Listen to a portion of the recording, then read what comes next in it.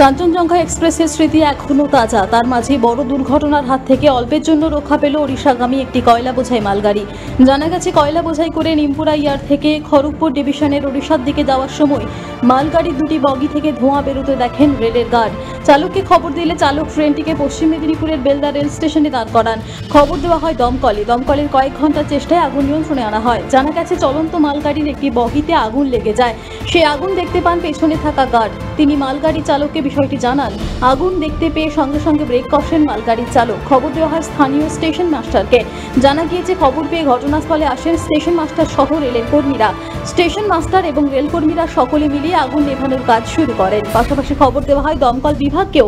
দমকলের কর্মীরা এসে কয়লাতে লাগা আগুন নিয়ন্ত্রণে আনে। পরে ফের গন্তব্যে রওনা দেয় ট্রেনটি। তবে গার্ড সতর্ক থাকায় বড় দুর্ঘটনা এড়ানো গেছে। রেলে একের পর এক দুর্ঘটনায় আতঙ্ক ছড়াচ্ছে।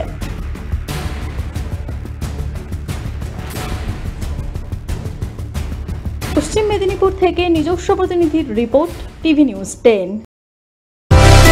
সুলভে সঠিক চিকিৎসার একমাত্র প্রতিষ্ঠান বিবেকানন্দ হসপিটাল। 24 ঘন্টা emergency service, blood bank, trauma care.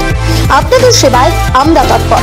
গুণমান ও পরিষেবায় দুর্গাপুর বিধাননগরের ডক্টর জাকির হোসেন এভিনিউর বিবেকানন্দ হসপিটাল শিল্পাঞ্চলের মানুষের মন জয় করেছে। সবার আগে খবরের আপডেট পাওয়ার জন্য সাবস্ক্রাইব করুন আমাদের ইউটিউব চ্যানেল এবং ক্লিক করুন বেল নোটিফিকেশন আইকনে।